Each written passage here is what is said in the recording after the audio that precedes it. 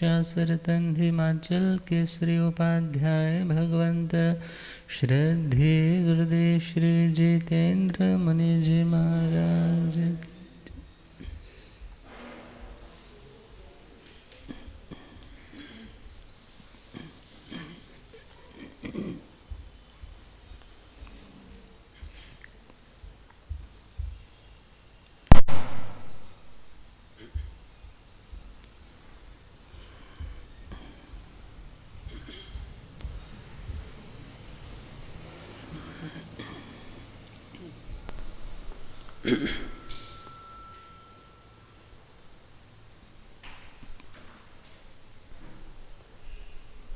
चाहे सुबह हो पधारो पधारो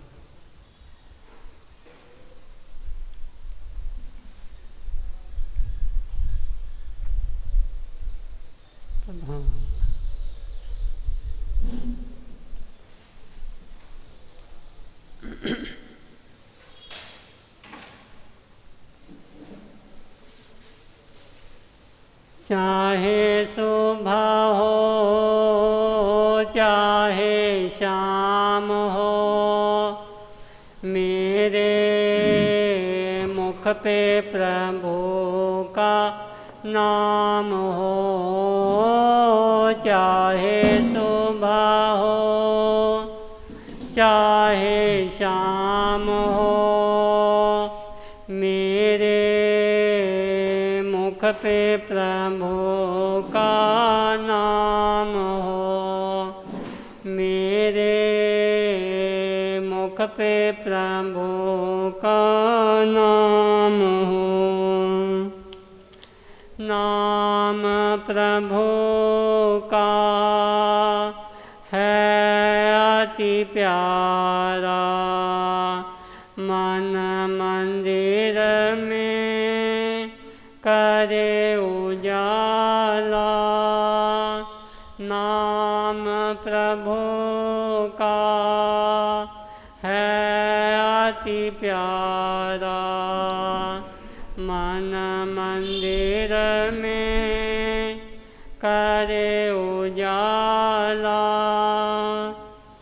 भव जल से है तारन हारा, कर ले अपना वारा न्यारा।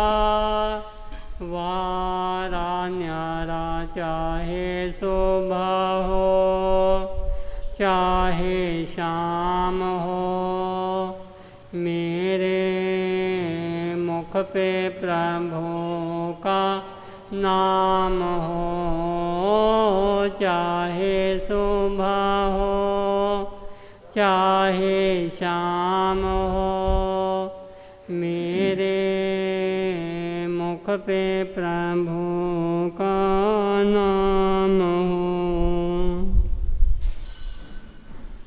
दुनिया है एक रैन बसेरा, क्यों करता है मेरा मेरा। दुनिया है एक रैन बसेरा, क्यों करता है मेरा मेरा। पागल जग में कौन है तेरा, पागल जग में कौन है तेरा। मोह माया ने तुझको घेरा, तुझको घेरा। चाहे सुबह हो चाहे शाम हो, मेरे मुख पे प्रभु का नाम हो।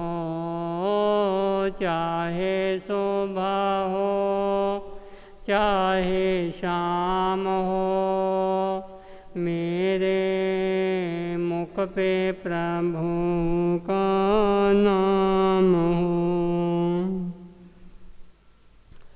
पल पल बीती जाए उमरिया, जाग जाग अब भी बावरिया। पल पल बीती जाए उमरिया, जाग जाग अब भी बावरिया। दूर बड़ी है तेरी नगरिया, दूर बड़ी है तेरी नगरिया। सिर पे तेरे पाप गठरिया, पाप गठरिया। चाहे सुबह हो चाहे शाम हो, मेरे मुख पे प्रभु का नाम हो। चाहे सुबह हो चाहे शाम हो, मेरे मुख पे प्रभु का नाम हो। क्रोध मान को दूर हटा ले, मोह माया से पिंड छुड़ा ले। क्रोध मान को दूर हटा ले, मोह माया से पिंड छुड़ा ले। सोया अपना भाग्य जगा ले, सोया अपना भाग्य जगा ले।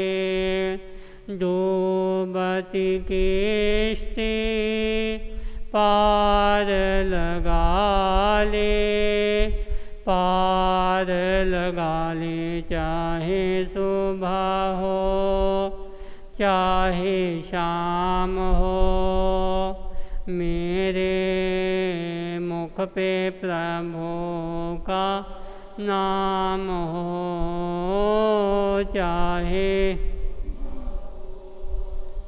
चाहे शाम हो, मेरे मुख पे प्रभु का नाम हो।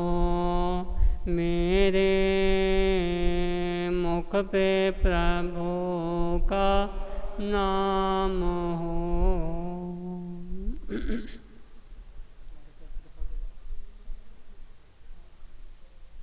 कृपा करें।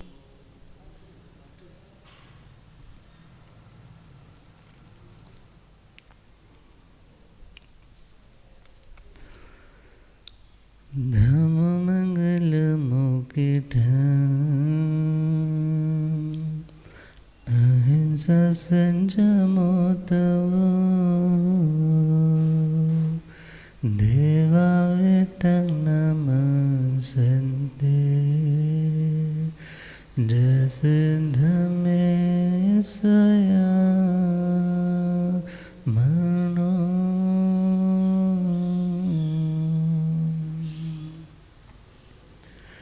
जे हाथ जोड़ गोरानो मेरी वंदना। जे हाथ जोड़ गोरानो एक बार वंदना हजार बार।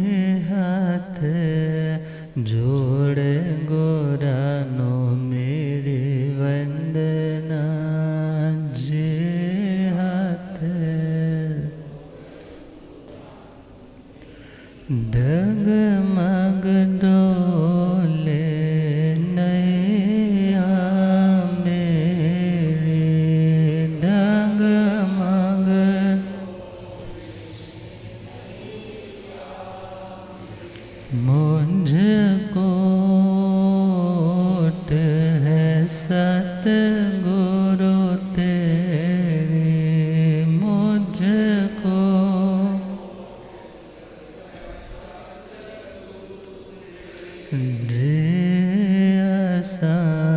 भव सागर पार लंघना,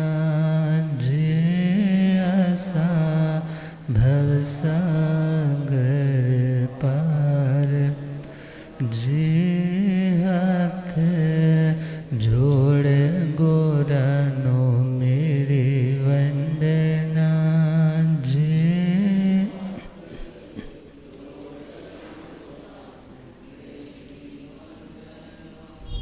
अनंत शांति के निकेतन शासनपति श्रमण भगवान महावीर स्वामी के पावन चरणवृंदों में हार्दिक भावना वंदनमन।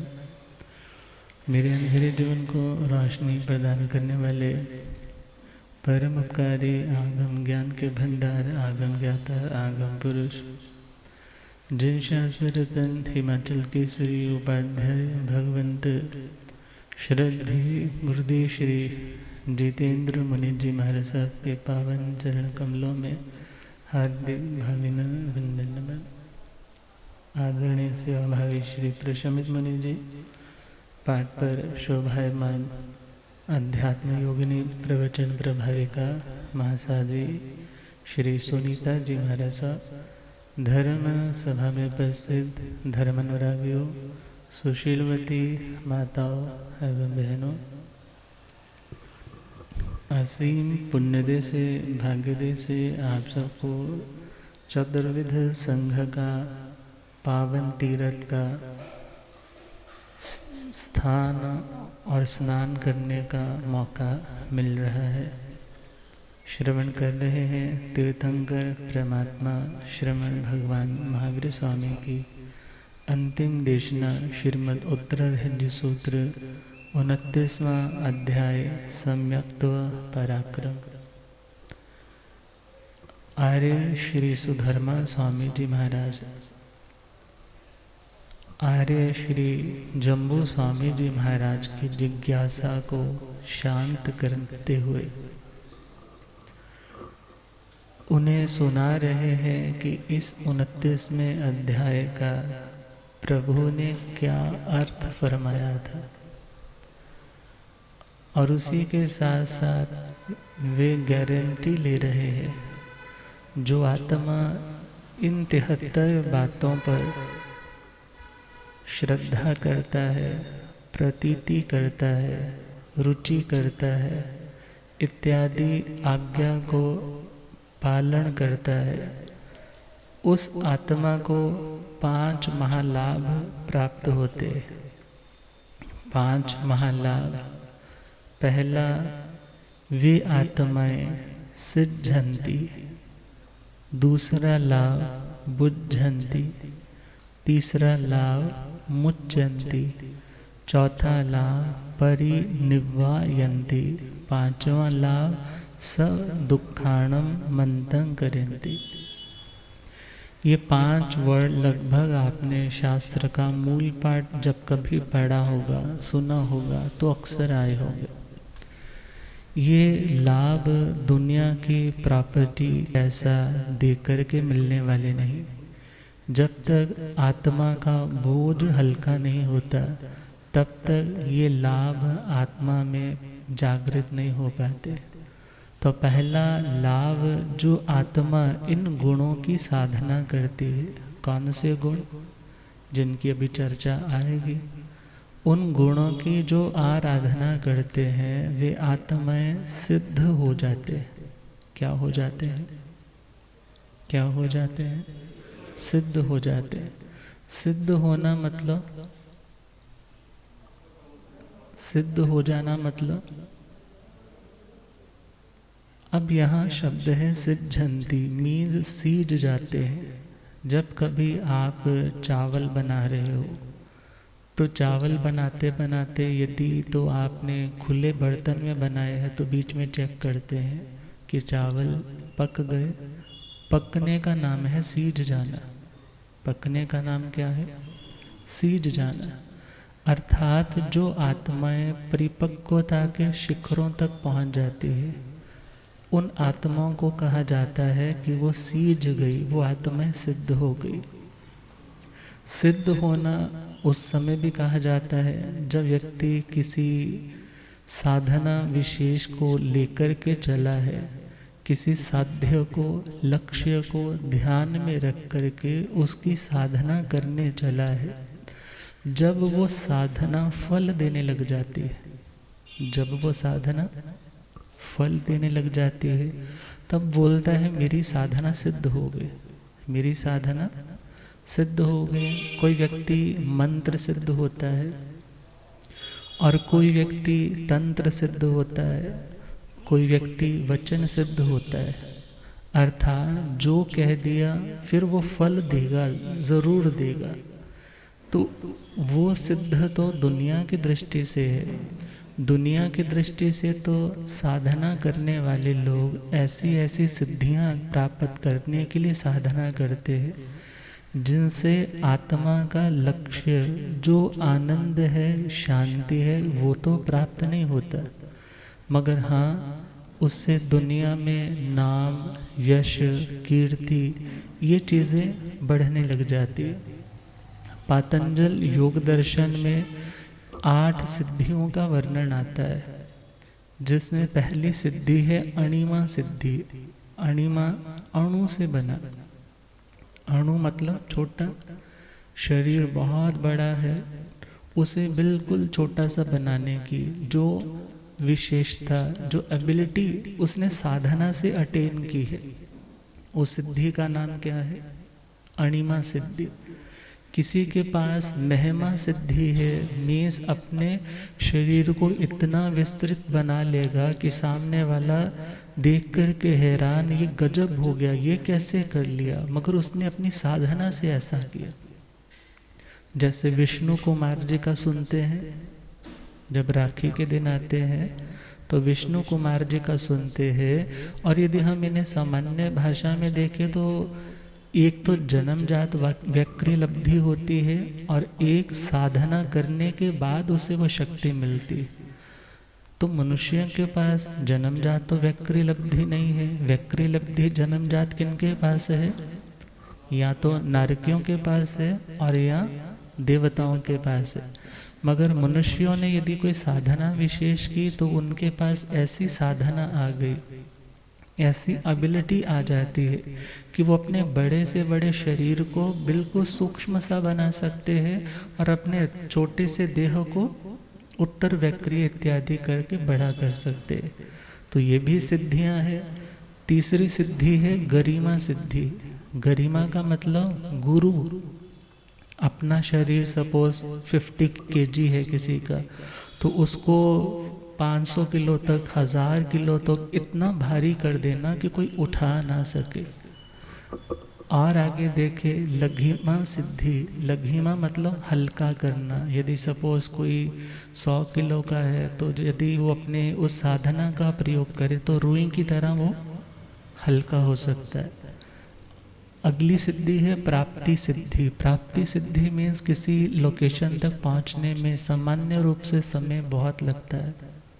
या सोचो यहाँ से दिल्ली पहुंचने में आपको कितने घंटे लगते हैं? 5 घंटे लगते हैं। तो यदि ये साधना विशेष है तो व्यक्ति 5 मिनट में वहाँ पहुँच जाएगा।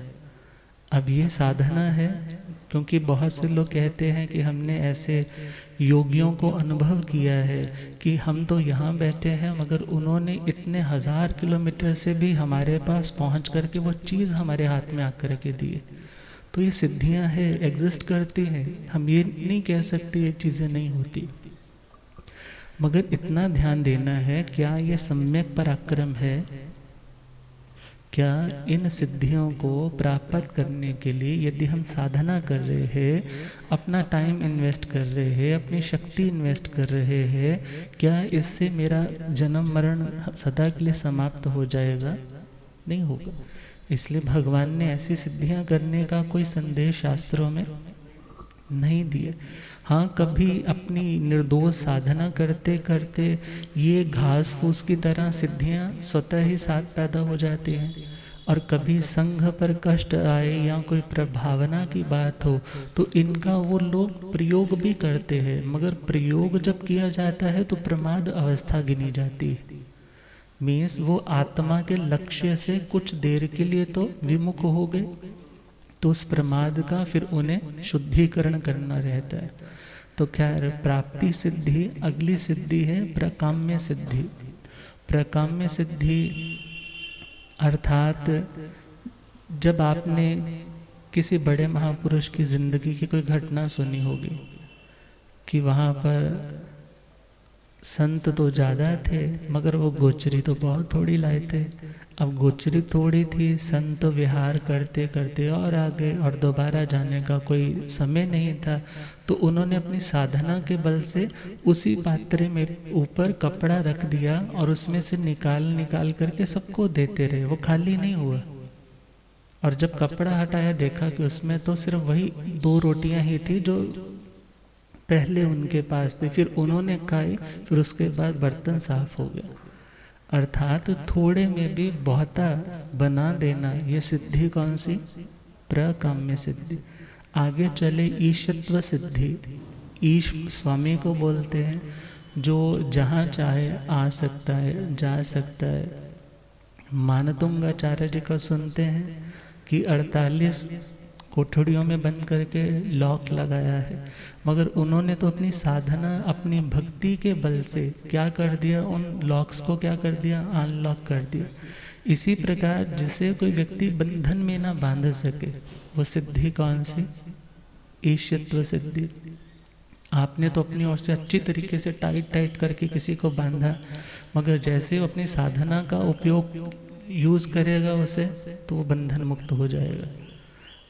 आगे चले तो वशीत्व सिद्धि, जिसे हम नॉर्मल लैंग्वेज में वशीकरण की सिद्धि कह सकते हैं। दुनिया में ये अक्सर सुनाई देती है कि उसको जो किसी ने खिला रखा है वो तो उसी की बात बोलता है, वो तो उसके वश में हो चुका है। ये जो हिप्नोटाइज करने की साधनाएं है, या किसी देव इत्यादि को सिद्ध करके, जो क्षुद्र किस्म के हैं उन्हें सिद्ध करके उस व्यक्ति को अपने अनुकूल बनाने के लिए लोग ऐसी साधनाओं का प्रयोग करते, मगर भगवान ने शास्त्रों में इन्हें प्रयोग करने का या इनकी साधना करने का कोई उल्लेख या कोई संदेश साधु को, साध्वी को, श्रावक को, श्राविका को नहीं दिया। अर्थात इनके लिए यदि हम साधना कर रहे हैं, इनके लिए यदि हम अपना समय लगा रहे हैं, तो ध्यान देना होगा वो समय हमारा यूं ही जा रहा है। क्यों? क्योंकि ऐसी साधनाओं को पचाना आसान नहीं होता। अब साधना आ गई तो साधना के कारण लोगों में यश, कीर्ति, प्रसिद्धि बढ़ने लग जाती है, लोगों का झमघट लगने लग जाता है, मगर उससे धीरे धीरे अभिमान का आना स्वाभाविक सा हो जाता है, और जो समय आत्मचिंतन में लगना चाहिए था वो दुनिया की ओर ही रह जाता है। इसलिए भगवान ने ऐसी सिद्धियों का तो कोई उल्लेख मोक्ष के लिए नहीं किया है, मगर हाँ यहाँ पर जो शब्द आया है सिद्धंती, वो आत्माएं सिद्ध हो जाती है। तो किस तरीके से सिद्ध होती है? सिद्ध हो जाना मीन्स उन्होंने अपने साध्य को, साध्य मतलब जो उनका लक्ष्य है, उनको प्राप्त कर लिए, जिसके बाद कुछ भी पाना शेष नहीं रहता। या यूं कहें जिनकी अब संसार की दशा पक जाती है। जैसे जब चावल पक गया तो उससे आप दोबारा से उसको उगाना चाहो तो वो उगने वाला नहीं है। इसी प्रकार जो कर्म के मूल है राग और द्वेष, जब वो पक जाते हैं, मीन्स जब उनमें फल देने की, नया कर्म पैदा करने की शक्ति नहीं रही। क्यों? क्योंकि अब वो पक करके क्षीण हो गए हैं, तो उस अवस्था का नाम है सिद्धंती। सिद्धंती। अगला शब्द दिया है बुद्धंती। सामान्य रूप से तो ये लग रहा है बुद्धंती मतलब बुझ गया, मगर यहाँ बुद्धंती का मतलब है वो बोध को प्राप्त हो जाते हैं। किसको प्राप्त हो जाते हैं? बोध का मतलब समझ, बोध का मतलब वो ऐसा लेवल जहाँ पर वो व्यक्ति सब कुछ जानने और देखने लग जाता है। तो यहाँ बोध 3 तरह का ठाणमजी सूत्र में आता है, ज्ञान बुद्धि, दर्शन बुद्धि और चारित्र बुद्धि। ज्ञान से वो युक्त हो गए, श्रद्धा से युक्त हो गए, चारित्र के भी निर्मलतम स्थान तक वो पहुंच गए। तो ये अवस्था कौन सी अवस्था है? केवल ज्ञान की अवस्था। ये अवस्था कौन सी अवस्था है? केवल ज्ञान की अवस्था। मीन्स जिन आत्माओं ने इन 73 बोलों की आराधना की और वो आत्माएं भी, जैसे कहा कि बहवे जीवा, बहुत से जीव सिद्धंती बुद्धंती, मीन्स बहुत से जीव ऑलरेडी सिद्ध हो चुके, बुद्ध हो चुके, और जो जो इनको फॉलो करेगा वो आत्मा भी आने वाले समय में सिद्ध हो सकता है, बुद्ध हो सकता है, केवल ज्ञान को प्राप्त कर सकता है। तीसरा शब्द दिया है मुच्चन्ति। तीसरा शब्द कौन सा दिया? मुच्चन्ति। तो मुच्चन्ति का यहाँ अर्थ है बंधन से मुक्त हो जाना। वैसे जब प्रतिक्रमण पढ़ते हैं तो वहाँ पर 2 तरह के बंधन आते हैं, राग का और द्वेष का। राग का और द्वेष का। और यदि हम और विस्तृत रूप में देखें तो 8 कर्मों के बंधन। जब 8 कर्मों के बंधन में बंधा हुआ आत्मा उन बंधनों से अलग होकर के लिबरल हो जाता है, मुक्त हो जाता है, उस अवस्था का नाम है मुच्चन्ति। वो आत्माएं मुक्त हो जाती। पहले वाला केवल ज्ञान वाला था। केवल ज्ञान तक 4 कर्म क्षीण हुए थे, घाती कर्म 4 क्षय हुए थे। मगर जब मुच्चन्ति कहा है तो वहाँ कितने कर्म क्षय हो गए? 8 कर्म। और इससे एक बात और भी पता चलती है, जिन्हें केवल ज्ञान हुआ है फिर वो मोक्ष में जाते हैं। जिन्हें केवल ज्ञान हुआ वो फिर मोक्ष में जाते हैं। अर्थात मोक्ष में जाने के लिए उससे पहला जो स्टेप है वो कौन सा है? केवल ज्ञान, केवल दर्शन का। बिना केवल ज्ञान, केवल दर्शन के किसी को मोक्ष नहीं होता है। तो अगला स्टेप बताया है परिनिर्वायन्ति। वो परिनिर्वाण को प्राप्त होते हैं। किसको प्राप्त होते हैं? परिनिर्वाण। निर्माण नहीं है, निर्वाण है। तो निर्वाण का मतलब, एक निर्वाण का अर्थ रहता है बुझ जाना। निर्वाण का एक मीनिंग क्या रहता है? बुझ जाना। निर्वात से बना है वाण। वात बोल देते हैं ना कि बॉडी में वात बहुत बड़ा हुआ है, इसलिए कहीं कभी कहाँ दर्द हो रहा है, कभी कहाँ दर्द हो रहा है। तो निर्वात, जैसे वात अर्थात हवा जहाँ तेजी से नहीं बह रही है, ऑक्सीजन तो है मगर हवा तेजी से नहीं बह रही, तो उस स्थान पर जो दीपक रखा है उसकी दीप शिखा ऊपर की ओर बढ़ती चली जाती है। मगर जहाँ हवा तेजी से चल रही है तो वहाँ क्या होती है? हिलती है और हो सकता है बुझ भी जाए। मगर निर्वाण की अवस्था कौन सी अवस्था है?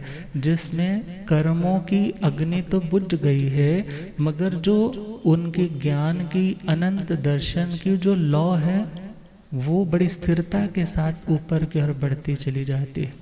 उस स्थिति का नाम क्या है? निर्वाण। और निर्वाण का यदि हम अर्थ करते हैं बुझ जाना, तो बुझना किसका? कषायों की अग्नि का। किसका बुझना? बर्तन के नीचे आग पड़ी है और बर्तन में पानी है, तो पानी क्या करेगा? उस आग के ताप के कारण डिस्टर्ब रहेगा। मगर जब नीचे वाली आग बुझ गई तो वो पानी स्टेबल हो जाता है। अर्थात उन कर्मों की अग्नि का बुझना और आत्मा का पूर्णतः शांत होना, उस अवस्था का नाम है निर्वाण की अवस्था। उस अवस्था का नाम क्या है?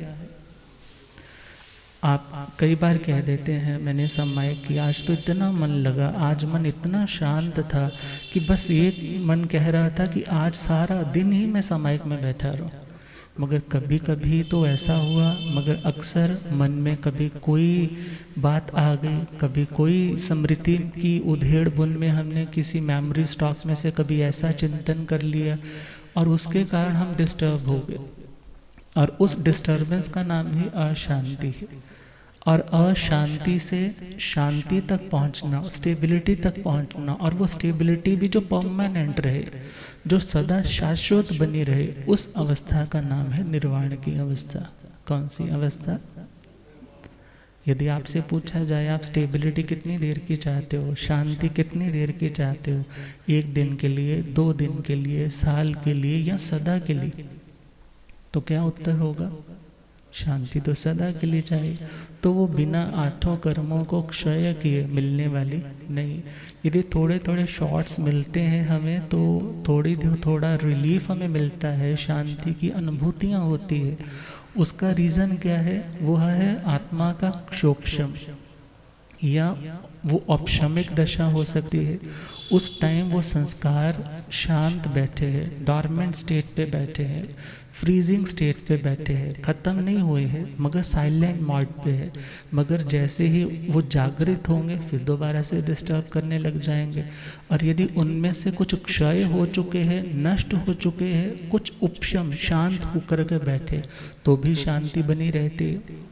मगर जो क्षायिक अवस्था है, उसमें तो पूरी तरह से वो सारे कर्म के संस्कार, वो धूल मिट्टी के कण पूरी तरह से रिफाइन हो चुके हैं। अर्थात फिर आप उसमें कितने भी पत्थर मारो, उसका पानी भले थोड़ी देर हिलत है, मगर उसका पानी धुंधला नहीं होगा। उसमें चेहरा देखना चाहो इजीली दिखाई देगा। इसी प्रकार उस अवस्था का नाम है क्षायिक अवस्था। मगर एक अवस्था, एक शोक्षम की अवस्था, जो अक्सर संसारी लोग अनुभव कर लेते हैं कि मेरे को आज साधना में बहुत मन लगा, मैं तो बहुत इतना अच्छा फील कर रहा था कि शायद मोक्ष में भी ऐसा ही होता होगा। या औपशमिक भाव है, उसमें भी व्यक्ति बहुत शांति की अनुभूति करता है। मगर उदय भाव जब आता है, कौन सा भाव? उदय भाव। उदय भाव का मतलब है जब निमित्त उदय में आते हैं तो आत्मा खुद को संभाल नहीं पाती है, और उस टाइम उन निमित्तों के कारण जो होने वाला टर्मोइल है, अंदर का डिस्टर्बेंस है, उसके कारण आत्मा अशांत हो जाती है। तो आर्य श्री सुधर्मा स्वामी जी गारंटी ले रहे हैं, peace of soul, peace of mind सदा सदा के लिए मिल सकता है। मगर कब? जब कोई आत्मा इन 73 बोलों की आराधना करेगा, साधना करेगा, प्रैक्टिस करेगा। और शब्द दिया परिनिर्वायन्ति, परिनिर्वाण को प्राप्त करता है। परि का मतलब चारों ओर से, परि का मतलब चारों ओर से, निर्वाण का मतलब जब चारों ओर से ताप संताप देने वाले कषायों की अग्नि बुझ जाती है।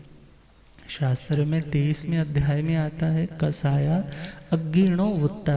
जो कषाय है वो अग्नि की तरह है। क्रोध आता है व्यक्ति तब भी जलता है, अभिमान आता है तब भी जलता है, माया का भाव आता है तब भी भीतर उसके सद्गुण नष्ट होते हैं, और जब उसमें लोभ आता है तब भी उसकी शांति नष्ट होती है, संतोष नष्ट होता है। मगर वो स्टेट जहाँ पर चारों ओर वो लगी हुई आग सदा के लिए बुझ जाए, शांत हो जाए, उस अवस्था का नाम है परिनिर्वाण की अवस्था। और जिन आत्माओं को यह भावना है कि मुझे उस अवस्था तक पहुंचना है, उन्हें तो ये अध्ययन ज़रूर सुनना चाहिए। और ज़िंदगी में यदि थोड़ा थोड़ा भी इनके ऊपर आप एक्सपेरिमेंट करेंगे तो आपको थोड़ी थोड़ी देर वाला रिलीफ भी महसूस होने लग जाएगा। और लास्ट शब्द दिया सब दुखाणम अंतं करेंती, सभी दुखों का वो आत्मा अंत कर देती है। दुख कितने टाइप के हैं? अब हर व्यक्ति की अपनी अपनी मुसीबत है, अपने अपने रोने हैं, अपने अपने दुख है। दुख मीन्स प्रतिकूलता। दुख का मतलब प्रतिकूलता। प्रतिकूलता मतलब जिसकी आप इच्छा नहीं करते, जिसके लिए आप कभी प्रार्थना नहीं करते कि मुझे ये मिलना चाहिए। और जिस अवस्था में मन हमारा चित्त दूषित होने लग जाता है, और दूषित अवस्था में ही दुख, क्योंकि दुख अर्थात जिस अवस्था में मन दूषित होने लग जाए, वाणी दूषित होने लग जाए, हमारे शरीर के व्यापार दूषित होने लग जाए। क्योंकि जब व्यक्ति दुखी है ना, तो उसकी वाणी में मिठास नहीं झलकती, उसकी वाणी में भी वो आक्रोश झलकता है, उसके मन के वाइब्रेशंस भी ठीक नहीं रह पाते, वो अंदर ही अंदर कुढ़ता चला जाता है सामने वाले का, जिसके कारण उसे लगता है कि मेरी जिंदगी में आज यह कष्ट आया। उस व्यक्ति के लिए वो मलिनता भरे विचारों से अपनी आत्मा को मलिन करने लग जाता है। तो जो हमारे चित्त को, हमारी आत्मा को दूषित करे, उसका नाम है दुख।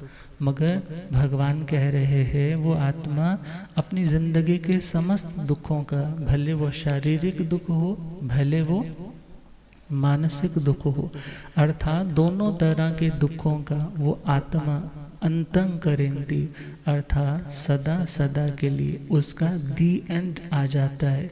जो इन 73 बोलों को सुनता है, उनके प्रति श्रद्धा करता है, लॉजिकली भी समझता है, क्योंकि ब्रेन के 2 पार्ट्स माने जाते हैं, राइट ब्रेन और लेफ्ट ब्रेन। राइट वाले को क्रिएटिव ब्रेन कहा जाता है और लेफ्ट वाले को लॉजिकल ब्रेन कहा जाता है। और राइट वाला इमोशनल ब्रेन है, अर्थात यदि तुमने धर्म को, ये अच्छी चीज़ है, बस ये सोच करके भी उसको फॉलो करना शुरू किया, मगर साथ के साथ तुमने लॉजिक लगा करके भी समझा ये ठीक चीज़ है, मुझे इसको फॉलो करना चाहिए। अर्थात दोनों तरह से जब व्यक्ति दिल से भी और दिमाग से भी धर्म का आचरण करता है, इन 73 बातों को जिंदगी में अपनाता है, तो फिर वो आत्मा सिद्ध होती है, बुद्ध होती है, मुक्त होती है, परिनिर्वाण को प्राप्त करती है, सभी दुखों का अंत करती। तस्णं अयमट्ठे एवं आहिज्जयि तं जह, उस अध्ययन का, तस मतलब उस अध्ययन का, अयम अट्ठे यह अर्थ है, ये उसका मीनिंग है, ये उसका स्वरूप है, जैसा भगवान ने हमें सुनाया था। एवं आहिज्जयि तं जह, ऐसा कहा गया है जैसे कि। इसके बाद 73 उन बोलों का नाम दिया जाता है, मीन्स जैसे एक इंडेक्स खींच दिया जाता है कि पहला ये है, दूसरा ये है, संवेग, निर्वेद इत्यादि चलता चला जाए। तो हम सीधे पहले वाले बोल पर आ रहे हैं और पहला बोल है संवेग। कौन सा है? संवेग। संवेगेण भन्ते जीवे किम जणय, संवेगेण अणुत्तरं धम्म सद्धं जणय, अणुत्तराय धम्म सद्धाय संवेगम हव्वम आगच्छय, अनंतानुबंधे कोह माण माया लोभे खवै, नवं च कम्मं ने बंधय, तपचयं चरणं मिच्छत विसोहि, काउण दंसन आराहय भवै, दंसन विसोह्य यौणं विशुद्धाय, अत्थे गये तेण भवगहणेन सिद्धय, सोह्य यौणं विशुद्धाय, तच्चं पुणो भवगहणं नायि कम्मय। ये वचन किनके हैं? वीतराग परमात्मा श्रमण भगवान महावीर स्वामी। और इनको धारण किन्होंने प्रथमतः किया? उन गणधरों ने। और वो गणधर ये प्रसाद किन्हें दे रहे हैं? आर्य श्री सुधर्मा स्वामी जी महाराज को। पहला प्रश्न आया, संवेगेण भन्ते जीवे किम जणे। पहला पॉइंट है संवेग। हे प्रभु, संवेग से आत्मा में क्या जनरेट होता है? आत्मा में क्या पैदा होता है? आप किसी भी चीज़ को ग्रहण करते हो तो कोई ना कोई उसका असर, कोई ना कोई उसका रिजल्ट आता है। आप कुछ ना कुछ इनपुट डालते हो, कोई ना कोई आउटपुट आती है। इसी प्रकार यदि कोई व्यक्ति संवेग गुण को धारण करता है, संवेग गुण को इनटेक करता है, तो उसका आउटपुट क्या आता है? उसका रिजल्ट क्या आता है? उससे आत्मा में क्या पैदा होता है? आत्मा में क्या जनरेट होता है? पहला शब्द संवेग। संवेग है क्या चीज? वेग तो सभी समझते हैं ना, आवेग भी समझते हैं, उद्वेग भी समझते हैं, मगर संवेग शायद पूरा नहीं पता होगा। वेग ओ विधि भय चलने और धातु से शब्द बनता है वेग। कौन सा शब्द? वेग।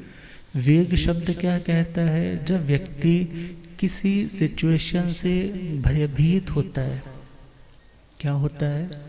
भयभीत होता है, डरता है, और उस समय फिर उस जगह से निकलने के लिए उस स्थान से भागता है। किस स्थान तक पहुंचने के लिए? जो सुरक्षित है, जो कैसा है? सुरक्षित है। इसका नाम है वेग। इसका नाम क्या है? और समवेग, समवेग का मतलब ऐसा वेग, ऐसा डरना और ऐसा भागना जिसे हम सम्यक ठहरा सकें, जिसे हम ये कह सकें ये राइट है, ये डरना भी अच्छा है और यह प्रवृत्ति भी अच्छी है, ये भागना भी अच्छा है, उसका नाम है समवेग। उसका नाम क्या है? और सामान्य रूप से यदि हम चले तो सामान्य से परिभाषा आती है संसार से भय, मोक्ष की अभिलाषा। संसार से भय और मोक्ष की अभिलाषा। जब व्यक्ति को संसार के हर सुख में दुख दिखाई देने लग जाए, इसमें भी कर्म बंधन होगा, ये संयोग भी वियोग में बदलेगा, ये व्यक्ति भी पता नहीं कब बगावत कर जाए। अर्थात सबसे बड़ा तो साथी हमारा शरीर ही है जो एक दिन बगावत करेगा। फिर अपना शरीर जब अपना सच्चा साथ नहीं निभाता तो दुनिया के यह लोग कहाँ से सच्चा साथ निभाएंगे? अर्थात ऐसा चिंतन करते हुए जो व्यक्ति दुनिया में रहता हुआ भी दुनिया के प्रति आसक्त नहीं होता, अर्थात जिसे दुनिया के भोगों से भी डर लगता है और मोक्ष की ओर निरंतर भागने की तमन्ना रहती है कि मैं जल्दी से जल्दी उस सेफेस्ट जगह तक पहुंच जाऊं, जहां पर पहुंचने के बाद फिर कोई अशांति, जहां कोई खौफ शेष नहीं रह जाता, उस अवस्था का नाम है संवेग। कौन सी अवस्था? संवेग। कभी कभी मन में व्यक्ति के आवेग आता है। आवेग इस आवेश, आवेग का मतलब आवेश आता है, और उस आवेश के कारण मन में फिर उद्वेग आता है, बेचैनी आती है, फ्रस्ट्रेशन आती है, एग्जाइटी आती है, और उस एग्जाइटी के कारण व्यक्ति धीरे धीरे प्रोग्रेस के स्थान पे बैकफुट जाने लग जाता है। वो व्यक्ति आगे नहीं बढ़ पाता। व्यक्ति उस तनाव के कारण खुद भी अशांत, अपने सराउंडिंग्स को भी अशांत करने लग जाता है। तो प्रभु ने कहा उद्वेग भी अच्छा नहीं, आवेग भी अच्छा नहीं, यदि कोई अच्छा है तो कौन है? संवेग। संवेग जिसमें मुक्ति की प्यास है, मोक्ष की अभिलाषा है, मोक्ष की तड़प है, और दुनिया के संबंधों से उसे अब डर लगता है। पता नहीं ये व्यक्ति भी वैसा ना हो जाए, ये व्यक्ति भी वैसा ना हो जाए। आप कहेंगे महाराज ये तो बड़ा नेगेटिव पॉइंट है, क्या धर्म करने से व्यक्ति अपनी दुनियादारी भी अच्छे से नहीं चला पाएगा? तो ऐसा नहीं है कि वो व्यक्ति सामने वाले पर विश्वास नहीं कर रहा, क्योंकि एक विश्वास होता है लौकिक और एक होता है लोकोत्तर विश्वास। दुनिया के व्यवस्थाओं को बनाने के लिए तो वो उन पे विश्वास करता है, उन पे डिपेंडेंट भी हो जाता है, मगर आत्मा की उन्नति के लिए वो इन चीज़ों को बाधक मानता है कि ये लोग मेरी साधना में बाधक बनेंगे। इनके प्रति यदि राग आया वो भी बाधा डालेगा, यदि इनके प्रति द्वेष आया तो भी बाधा डालेगा। इसलिए वो उनसे ज़्यादा से ज़्यादा खुद को रिजर्व रखना चाहता है, अलग रखना चाहता है, और उस भावना का नाम है संवेग भावना।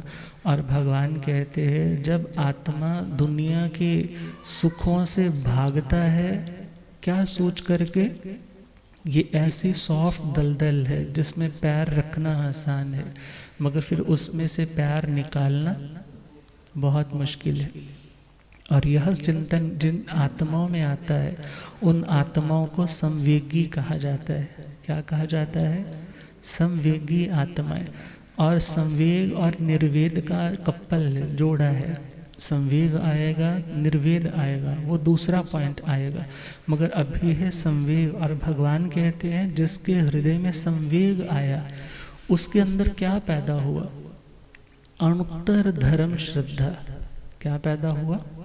अणुत्तर धर्म श्रद्धा। ऐसी धर्म श्रद्धा जो आज तक पहले पैदा नहीं हुई थी। अणुत्तर मीन्स जिससे ऊपर और कुछ नहीं है, बिल्कुल नेक्स्ट लेवल है, पार लेवल है, पार एक्सीलेंट का लेवल है। उस लेवल तक वो पहुंच जाता है। कब? जब किसी के हृदय में दुनिया से भय और मोक्ष की अभिलाषा आती है, फिर वो सोचता है कि क्या चीज़ है जो मुझे गाइडेंस दे सके। वो धर्म की चीज़ें अब उससे अच्छी लगती है, उसे श्रुत धर्म अच्छा लगता है, चारित्र धर्म फॉलो करना अच्छा लगता है। गुरुदेव पधारे। हो रब मेरा सतगुरु बन के आया, मैनू वेख ले।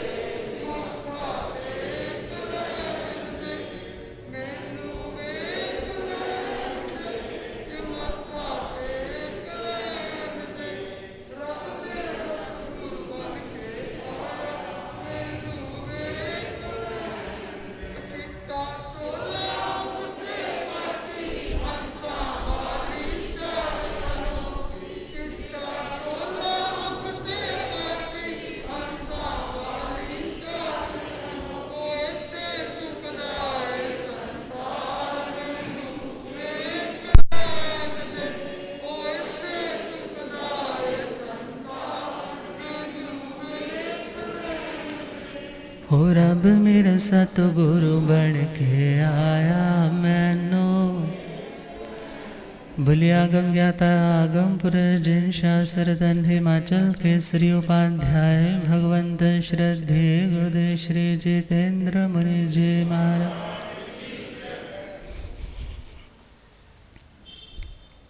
संवेग अर्थात दुनिया से भय। ये ज़रूरी नहीं है कि हमारे साथ ही दुनिया में रिश्तेदारियों में कुछ बुरा हो तभी हम ये सोचें कि हमें मोक्ष की अभिलाषा मन में लानी है। बल्कि समझदार तो वो है जो दूसरे की दुर्दशा देख करके भी ये सोचता है कि मेरी ज़िंदगी में ऐसा ना हो तो मुझको क्या करना होगा। तो वही भाव जब संवेगी आत्मा में पैदा होते हैं तो भगवान कहते हैं उसमें अनुत्तर धर्म श्रद्धा, जो आज तक धर्म के प्रति श्रद्धा, विश्वास, रुचि, झुकाव पैदा नहीं हुआ था, अब वो पैदा होने लगता है। अब उसे लगता है धर्म ही मेरा सहारा है, धर्म ही मुझे शांति देने वाला है। अब श्रुत धर्म भी है, चारित्र धर्म भी है, अस्तिकाय धर्म भी है। अर्थात उस व्यक्ति की आत्म रमणता बढ़ती जाती है। उसे लगता है मैं अपनी आत्मा का चिंतन करता हूँ तो मुझे शांति मिलती है, दुनिया का चिंतन करता हूँ उसने ऐसा कहा, उसने ऐसा किया, तो फिर मैं तनाव में आने लग जाता हूँ। मीन्स अपने धर्म में, अपने स्वरूप में आना ये शांति का रास्ता है, और दूसरों की बातों में चले जाना ये अशांति का रास्ता है। पहले ये चीज़ें थोड़े थोड़े लेवल पे आती थी, मगर अब अनुत्तर मीन्स पहले वैसा नहीं हुआ, अब अनुपम रूप से वो बातें उसकी ज़िंदगी में आने लग पड़ी। अब उसे मोक्ष की अभिलाषा है, वो हृदय से क्या गुनगुनाता है, मुक्ति की प्यास जागे, ममता के तोड़ो धागे, मुक्ति की प्यास जागे, ममता के झूठा दुनिया का प्यार है, जन्मों से भटका अब मुझको करना उद्धार है, हाँ जन्मों से भटका अब मुझको करना। पंछी है तो आकाश का पिंजरे में आ बैठा, पिंजरे में आ बैठा, सागर में रहने वाला जो कुएं में जा बैठा, कुएं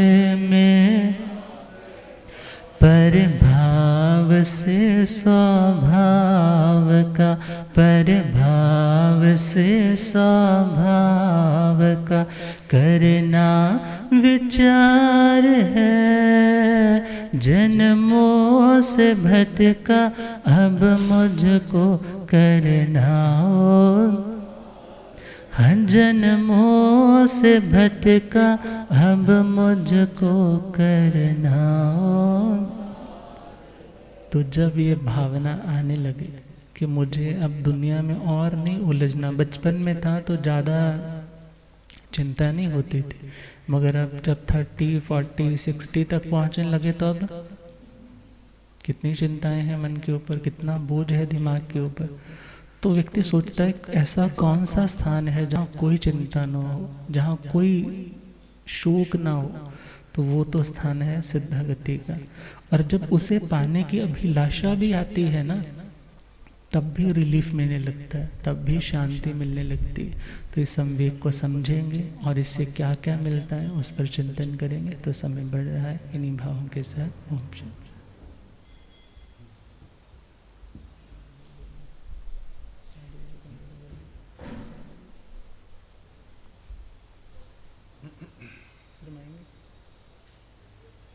साध्वी जी क्या के माइक कर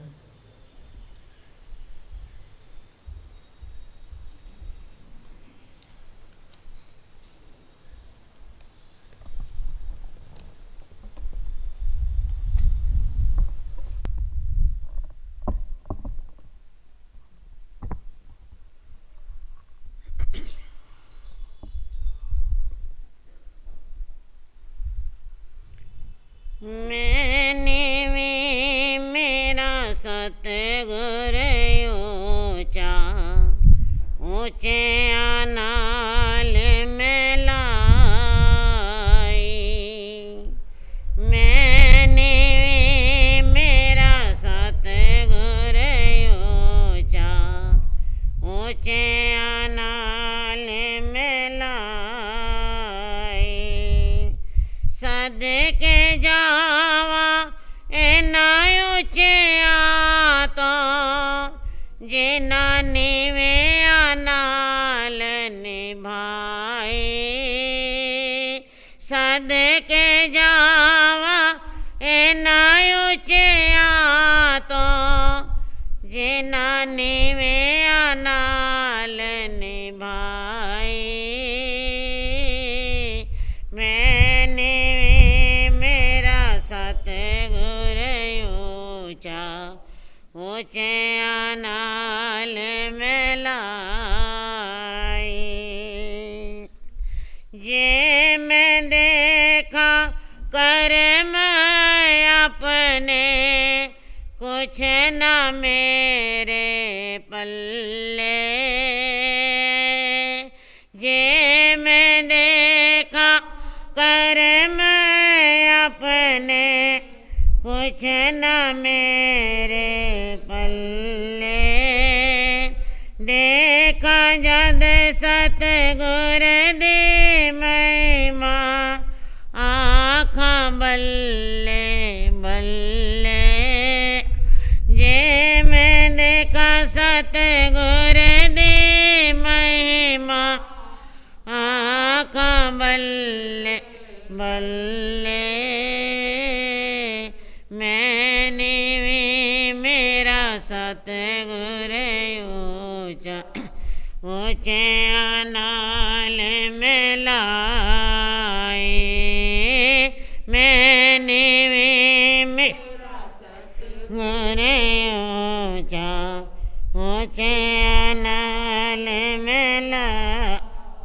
दर तेरे ते आए सतगुर शोभा सुन के तेरी।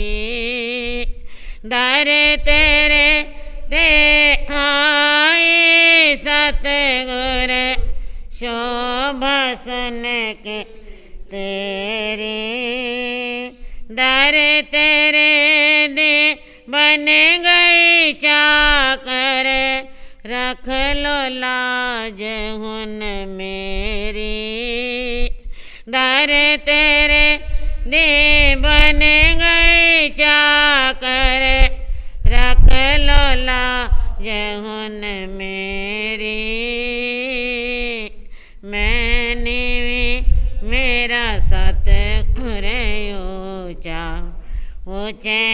नाल मिलाए मैंने भी मेरा सतगुर ऊंचा ऊंचे नाल मिलाए चरणों में मैं अर्ज गुजारो सुन लो सतगुरु मेरे चरणों में गुजारो सुन लो सतगुर मेरे तेरे सिवा मेरा और न कोई आए जरे गुरु तेरे तेरे सिवा मेरा और न कोई ओट लई गुरु तेरे मैंने मेरा सतगुर ऊंचा ऊंचे नाल मिलाए मैंने मेरा सतगुर ऊंचा ऊंचे नाल मिलाए सदके जावा इना ऊंचे तो जिना निवे नाल निभाई सदके जावा इना ऊंचे तो जिना निवे नाल निभाई मैंने मेरा सतगुर ऊंचा ऊंचे नाल मिलाए मैंने मेरा सतगुर ऊंचा ऊंचे नाल मिलाए।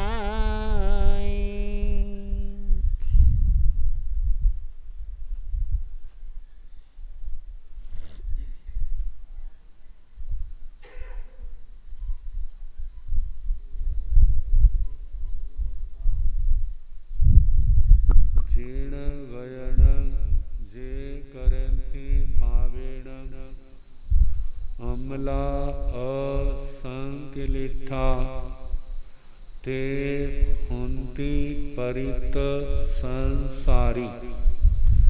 बोलिए भगवान महावीर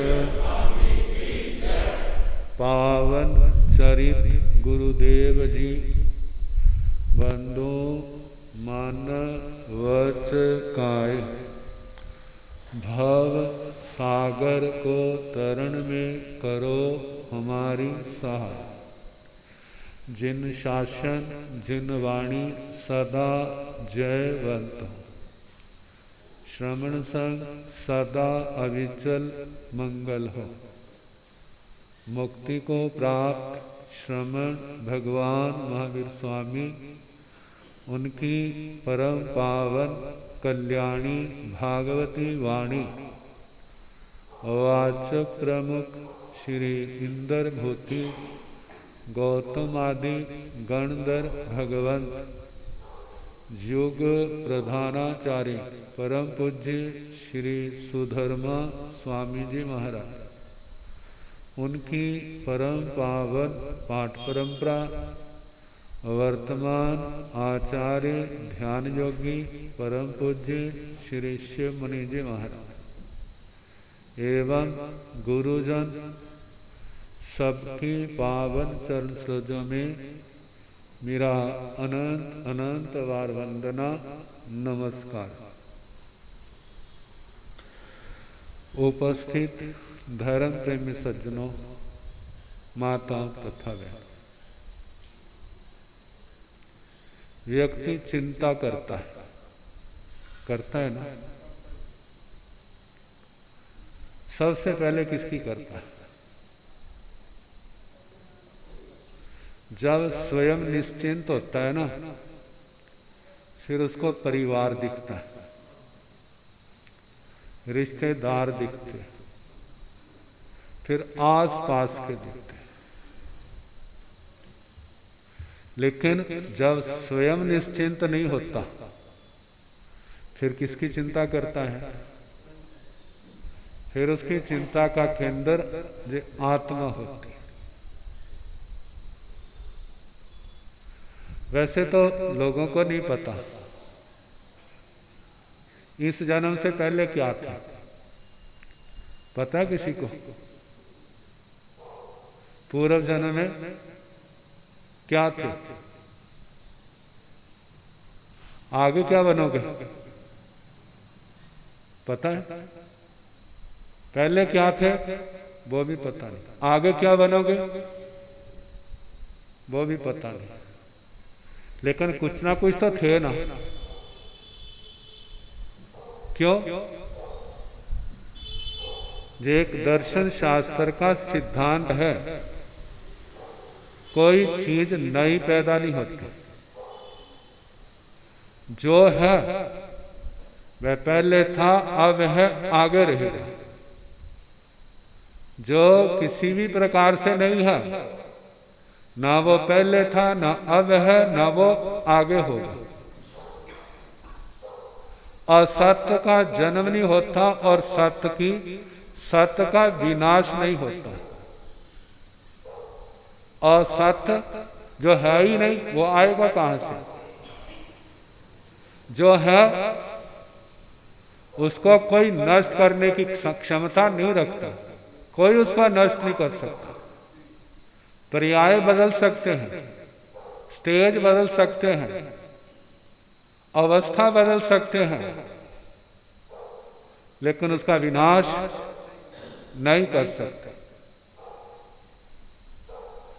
तो इसका मतलब आत्मा है, आत्मा है तो इसका मतलब पहले भी था, इसका मतलब आगे भी होगा। जे संसार की भिन्नता हमारी बातों का पोषण करती है। कोई अमीर है, कोई गरीब है, कोई पुरुष है, कोई स्त्री है, कोई मनुष्य है, कोई पशु है, कोई देवता है, कोई नारकी, कोई स्थावर है, कोई चार है, कोई आचार है। कितना लंबा संसार है, जब भिन्नता क्यों है? भारत में दर्शन विचारधाराएं बहुत है, सबने अपनी अपनी दृष्टि से उत्तर दिया है। फिर आप जानते हैं बाजार में दुकानें कितनी हैं, लेकिन जिसको जो पसंद होती है, जिसके साथ तालमेल खाता है, उस दुकानदार से जुड़ जाता है, उन वस्तुओं से जुड़ जाता है।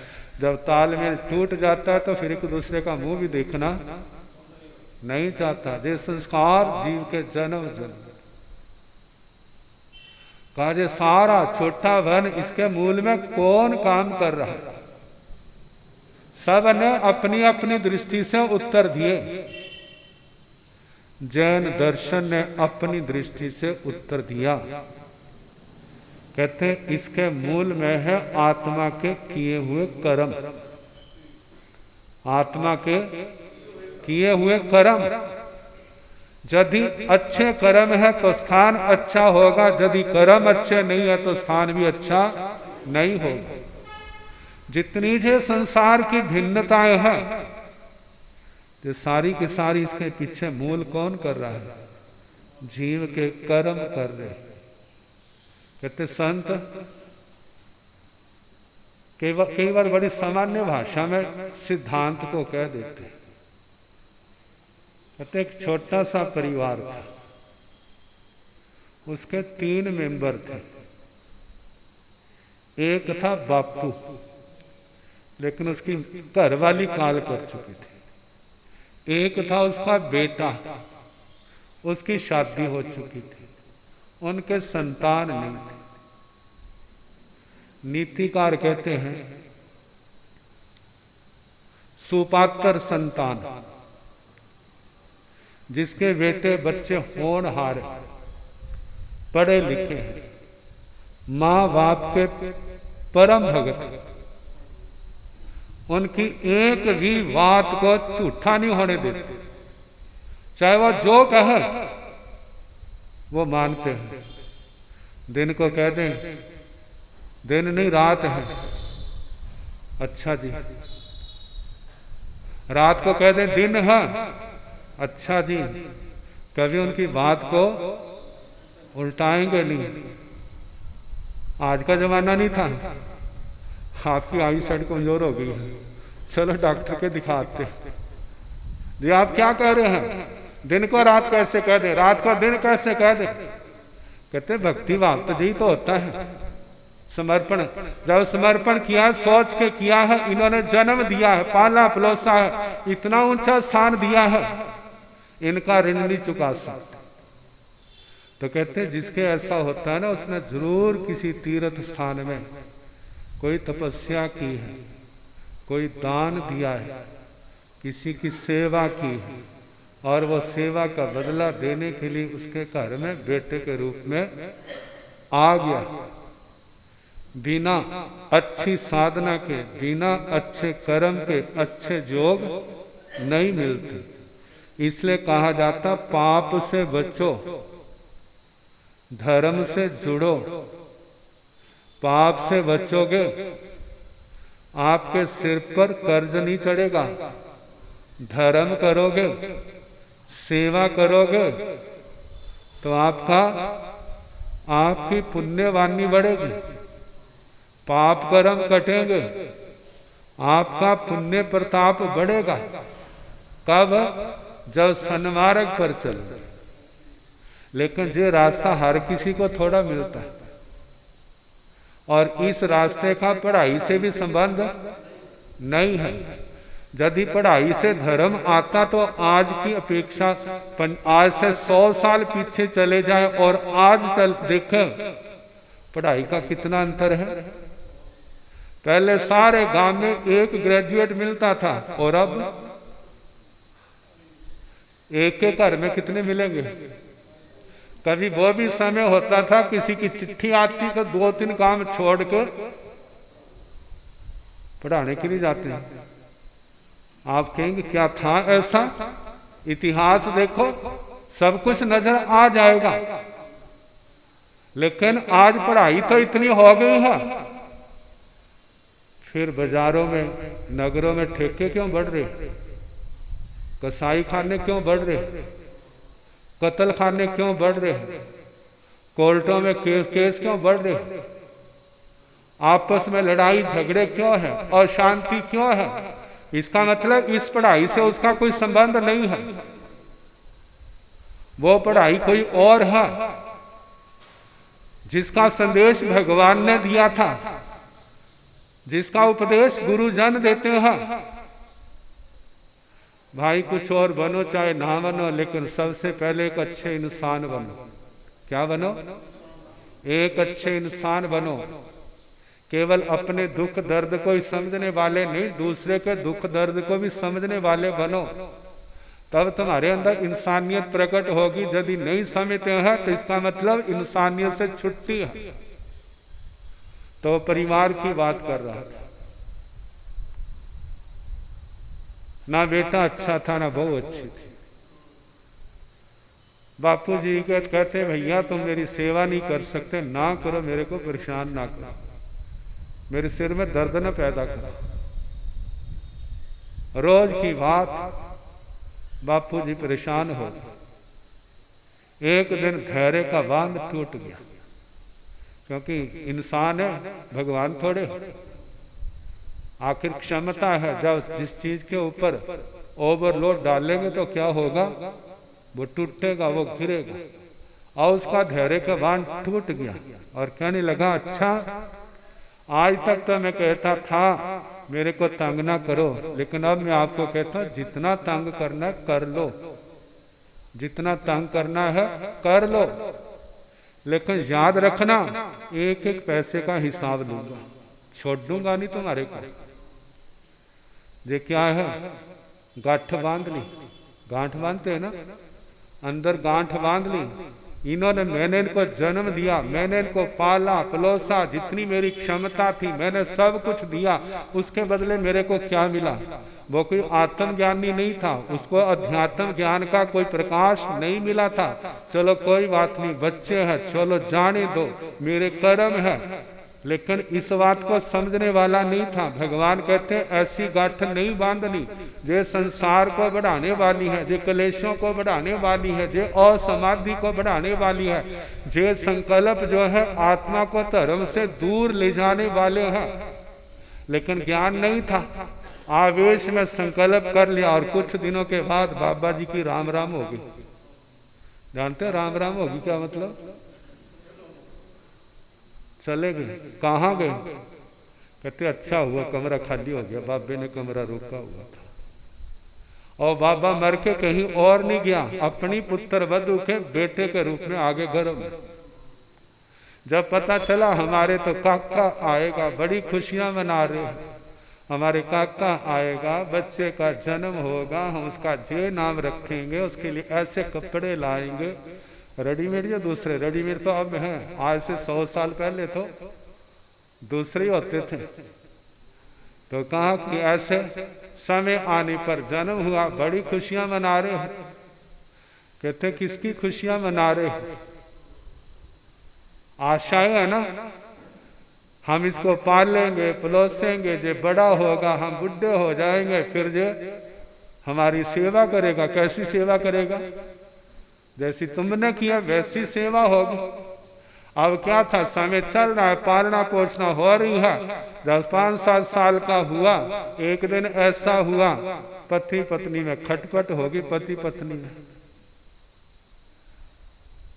बापू को बड़ा गुस्सा, बच्चे को बुलाया, बड़ा पुचकारा, प्यार दिया। तो मेरा बेटा है ना? कहते हाँ। काम करेगा? कहते हाँ। कहते पत्थर ले और अपनी माँ के सिर पर मारा। और उसने क्या किया, पत्थर लिया और जोर से माँ के सिर पर मारा। और जिस समय माँ के सिर में लगा, कितनी दर्द हुई होगी। एकदम देखा कौन, तो देखा बेटा। कह तेरी इतनी हिम्मत, एकदम उठी उसको मारने के लिए, पीटने के लिए। आगे बापूजी दीवार बन के खड़े हुए, खबरदार मेरे बेटे को हाथ लगाया। बेचारी रो पिट के रह गई। क्या करे? कहते कोई बात नहीं, बदला तो मैं भी लूंगी, छोड़ दूंगी नहीं।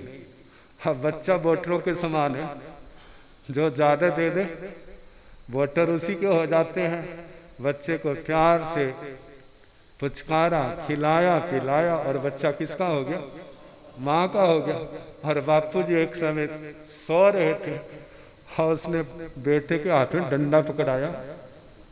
कहते कहना मानेगा ना? कहते हाँ। कहते डंडा बापू के सिर पर मारा और क्या जोर से उसने क्या कर दिया। और जिसने मारा है नींद खुली, एकदम चिल्लाया, कौन है? कम वक्त देखा तो बच्चे ने जब देखा, डर का मारा वो माँ की गोदी में भागा। जब उस बच्चे को मारने आ गए तो माँ दीवार की तरह खड़ी, खबरदार मेरे बच्चे को हाथ लगाया। और रोज का यही काम, बच्चा बड़ा हो रहा है और वो क्या हो रहे हैं? वो बच्चा कौन है? बच्चा तो अपने सारे मनाता है, लेकिन बच्चा किसी की भी मानता नहीं। और एक समय बच्चा जवान हो गया, पढ़ा लिखा तो है नहीं, उदाहरण 1 नंबर का। और एक दिन किसी बात पर ऐसा गुस्सा हुआ, घर के अंदर थंबे थे, एक थंबे के साथ माँ को बांध दिया और एक के साथ बापू को बांध दिया। और एक डंडा लिया है, एक डंडा माँ को मारता है और एक डंडा बापू को मारता है। अब लोग आके देखते हैं, कहते जे कहीं वही तो नहीं, कौन भला? जे कहीं वही तो नहीं, कौन भला? कौन भला? बापू। पूछा भाई जी कौन है? कहते साडा बापू है। कहते क्यों? अब जिस समय बच्चे कहना नहीं ना मानते, पूछते क्या बात है? अब वो कहते बापूजी मान जाओ। अब बच्चे जो कहते हैं वही माँ बाप मानते हैं। तो पुराने जमाने में बच्चे मानते थे और माँ बाप मनाते थे। और आजकल क्या होता है, एक बच्चे ने कहा बापू मेरे को स्कूटर लेके दो, मोटरसाइकिल लेके दो। कहते मेरे पास पैसे नहीं है। कहते पैसे तो सारे आ जाएंगे। कहते क्या बात? कहते बाजार में देखो उसने क्या किया, चूहे की मारने वाली गोली खा ली ना, मैं भी तुम्हारे सामने खाऊंगा। अब माँ बाप के लिए क्या रास्ता वाला। अब आखिर उनको मानना पड़ेगा। कहा जी सारा क्या है? जे आत्मा के अपने पाप करो। लोग कह देते कल युग, आप कह देते पंचमा आरा। अपनी अपनी देखा जाए क्या कल युग है क्या सत्य युग है। ये सारा अपने कर्मों का खेल है। हमारे कर्म अच्छे हैं तो कल युग भी सत्य युग है। यदि हमारे कर्म अच्छे नहीं है तो सत्य युग भी क्या है, उसके लिए कल युग। इसलिए कहा जाता अपना कर्म सुधारो, अपना आचार शुद्ध करो, अपने विचार शुद्ध करो। जे शुद्ध है तो सब कुछ शुद्ध हो जाएगा। और यदि ये शुद्ध नहीं है तो रास्ता कौन सा है? कल युग का, नरकों का, दुर्गतियों का, पशुओं के संसार का। ऐसा ना हो। इसलिए आत्मा को सत्संग सुनना, भगवान की वाणी सुननी, गुरुओं की वाणी सुननी, उसको धारण करना, उसके ऊपर विचार करना और अपने जीवन को अच्छा बनाना। जो भी हम भगवान कहते हैं, जो तपस्या करनी, जप करना, नियम व्रत करना, इसके बदले संसार की चीजें नहीं मांगनी। कहते संसार की वस्तुएं मांगते हैं तो आपका तप तामसिक बन जाएगा, आपका तप राजसिक बन जाएगा। यदि आपने आत्म शुद्धि के लिए किया, मेरे को कुछ नहीं चाहिए, मेरी आत्मा निर्मल हो, मेरे कुसंस्कार जन्म जन्म के जो आत्मा के अंदर जमा है वो सारे नष्ट हो जाए, मेरी आत्मा निर्मल हो। मैंने संसार बहुत भोग लिया, बहुत देख लिया, जहाँ आज तक किसी की भूख मिटी नहीं है। जब भी मिटी है तो त्याग से, वैराग से, धर्म आराधना करने से आत्मा की भूख मिटी है, आत्मा को शांति मिली है। बस आत्मा को समाधि मिले तो जो भी जप करना, तप करना, नियम व्रत पालने, जो साधना करनी, केवल आत्म शुद्धि के लिए, मेरे गुणों का विकास हो, मेरी आत्मा निर्मल हो, और कोई चीज नहीं चाहिए। कहा जे आ जाएगा तो सब कुछ आ जाएगा, जे नहीं है तो सब कुछ है, फिर भी व्यक्ति भूखे का भूखा है। बस आज इतना ही, बाकी कल जैसे समय होगा सुनाने का प्रयास। जागण वाले ओ जगौण वाले आ गए, जागो जागण वाले ओ ज्ञान वाला डंका बजौण वाले आ गए, ज्ञान वाला अन्ना दया बोलांदा ना तोल ना मोल, अन्ना दया एक एक बोल जिवें हीरा अनमोल है, एक एक सुनो सुनण वाले ओ सुनौण वाले आ गए, सुनो सुनण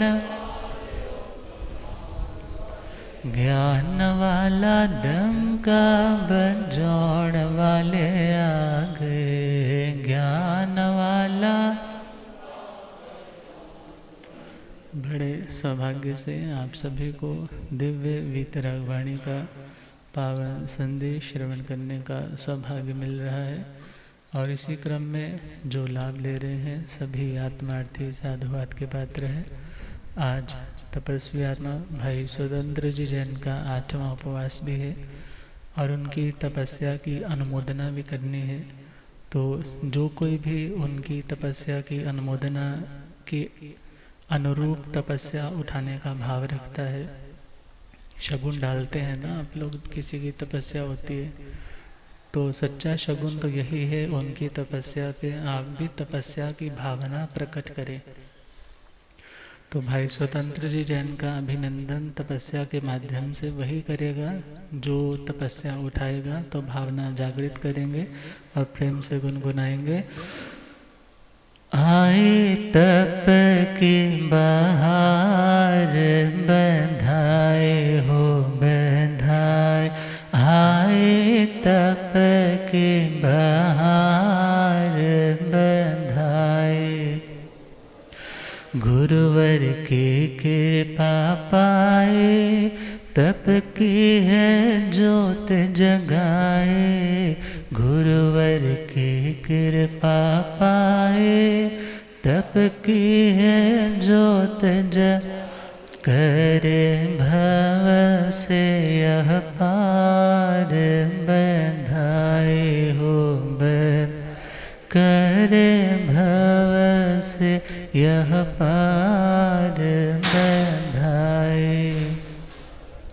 8 उपवास चौमासे के दौरान जो कोई भी अठाई करने की भावना रखता है वो उनका अभिनंदन नव तत्व की किताब अर्पित करके कर सकता है। 8 उपवास जिस किसी की भावना जाग रही है कि मुझे करना तो है कुछ, तो इस चौमासे में मुझे भी अर्पित करना है, गुरुदेव ने कृपा की है।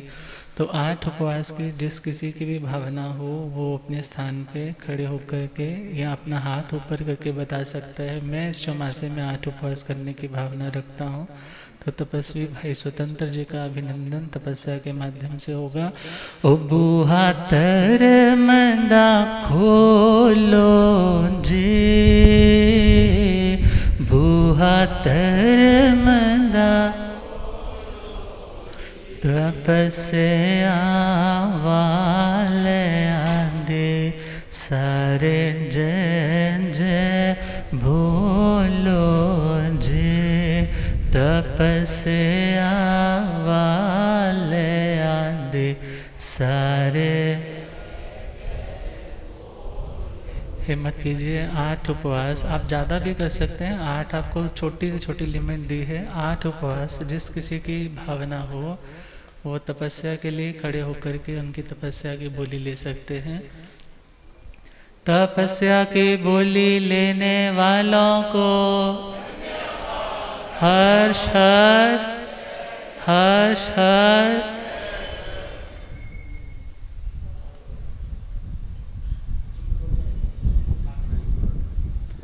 बहन सोनम जी जैन फरीदकोट से जो ऑनलाइन सुन रही है, उन्होंने भी 8 उपवास की भावना रखी है। तपस्या की बोली लेने वालों को हर्ष हर्ष। अभी 2 मिनट रुक जाइए प्रधान जी, 2 मिनट। तपस्या की सब लोग इतना हाई रेट नहीं दे सकते तो हम कम भी रखेंगे। 3 उपवास जिस किसी का तेले करने का भाव हो, तेला 3 उपवास इस चौमासे के दौरान 1 तेला, जस्ट 1 तेला जिस किसी का भाई योगेश जी जैन ने भावना रखी है। तपस्या की बोली लेने वालों को, और जो लोग तपस्या ये वाली नहीं कर सकते तो उनके लिए 1 साल में 150 प्रतिक्रमण 150 प्रतिक्रमण 1 साल के भीतर 1 साल के आपको 150 प्रतिक्रमण करने हैं। बहन सुधा जी, हाँ बहन सलोनी जी 2 बहन, और बहन वीनू जी 3 ने भावना रखी है, और भाई सुमती जी 150 प्रतिक्रमण। तपस्या की बोली लेने वालों को 1 साल के लिए 300 दिन के लिए कंदमूल का बच्चा खान, बड़ी बोली है, नेक्स्ट टाइम कम भी जा सकता है रेंज इसकी।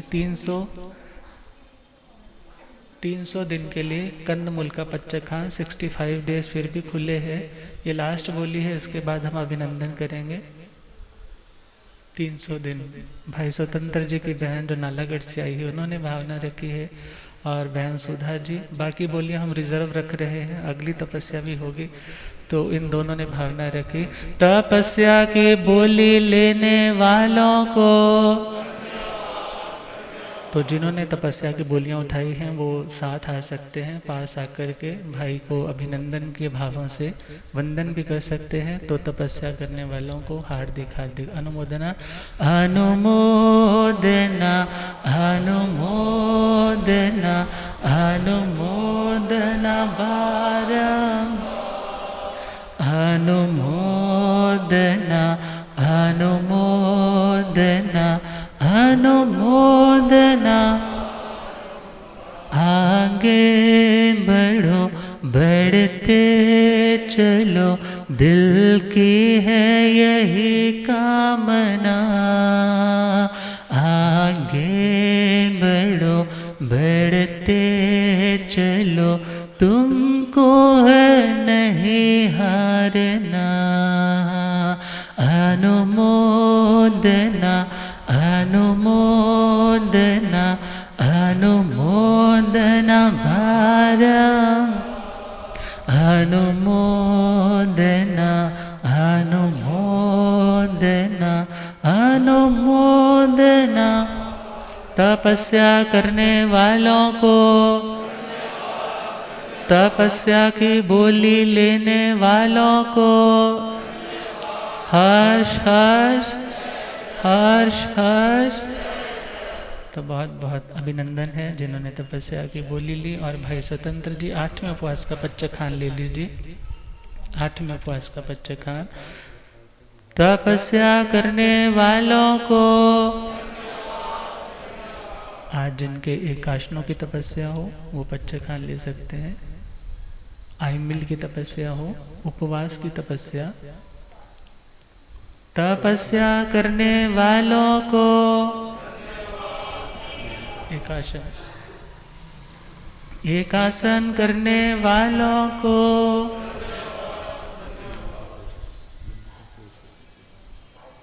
और भाई गौतम जी जैन जो होशियारपुर जैन कॉलोनी से पधारे हैं, उनका तेला पौषा सहित है और उनकी भी हार्दिक अनुमोदना है। तपस्या करने वालों को, जिन शासन की शान बढ़ाने वालों को हर्ष हर्ष हर्ष हर्ष। इसी प्रकार ये हर्ष हर्ष जय जय 5 महीने तक चलता रहे, जहाँ स्वामी जी महाराज साहब की कृपा, उपाध्याय भगवंत की कृपा और महासाध्वी तप चक्रेश्वरी श्री शिव जी महाराज साहब जो तपस्या की मूर्ति है, सभी का पावनतम सानिध्य और कृपाएं प्रेरणा देती रहेंगी और आप सब इसी तरीके से आगे बढ़ते रहें। इन्हीं शुभ भावों के साथ भाई धर्मपाल जी सामाजिक सूचना, जय कार्य और मंगल।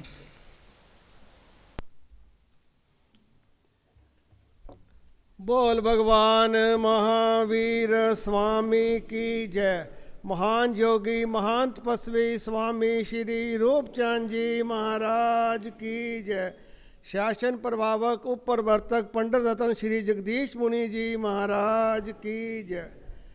परम श्रद्धे परम पूज्य शासन प्रभावक उपप्रवर्तक पंडित रतन श्री जगदीश मुनि जी महाराज की रतनमाला के अनमोल रतन, आगम ज्ञाता आगम पुरुष, जिन शासन रतन हिमाचल केसरी उपाध्याय भगवान पूज्य गुरुदेव श्री जितेंद्र मुनि जी महाराज, तप श्रोमणी अदर सेवा भाभी श्री रमन मुनि जी महाराज ठाणे 6 तथा संयम की पूर्व राधिका महासाध्वी राजेश्वरी जी महाराज की सुशिष्या कर्मठ जोगनी प्रचुर प्रभाव का महासाध्वी सुनीता जी महाराज, तप चक्कर चूड़ामणि तप चक्रेश्वरी महासाध्वी शिव जी महाराज के पावन पित्तर चरण कमलों में वंदन नमस्कार के उपरांत सभी भाई बहनों को सादर जय निंदर।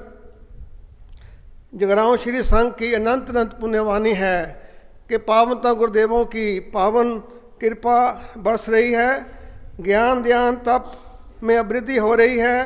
पुण्यशाली आत्माएं तप करके अपनी आत्मा को पवित्र कर रही हैं। आज श्री स्वतंत्र जी ने व्रतों की ठाई का व्रत लिया। तपस्या के मार्ग में जे निरंतर आगे बढ़ रहे हैं। लगभग 17 वर्ष से जे एकाशने और आमिल तपस्या कर रहे हैं।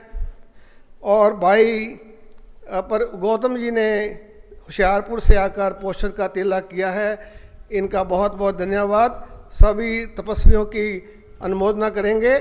अनुमोदना अनुमोदना अनुमोदना अनुमोदना।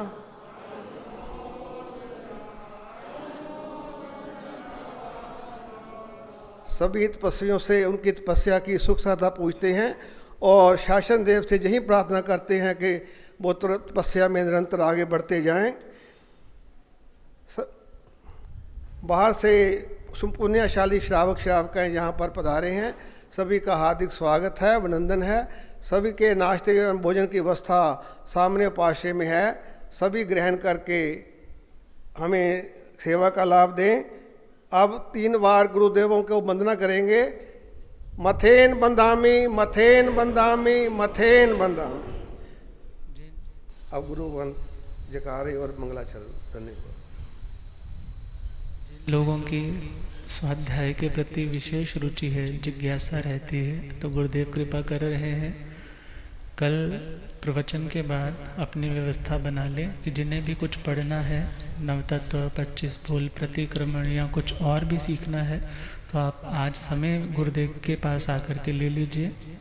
और प्रवचन के बाद ऐसे चलते फिरते आगम मंदिर आपके पास बैठे हैं, तो जो कुछ सीखना चाहते हैं ज़्यादा से ज़्यादा सीखे। इन्हीं शुभ भावनाओं के साथ भाई स्वतंत्र जी जो निरंतर तपस्या में लीन रहते हैं, उनकी तपस्या पारणा भी एकाशने से ही करेंगे।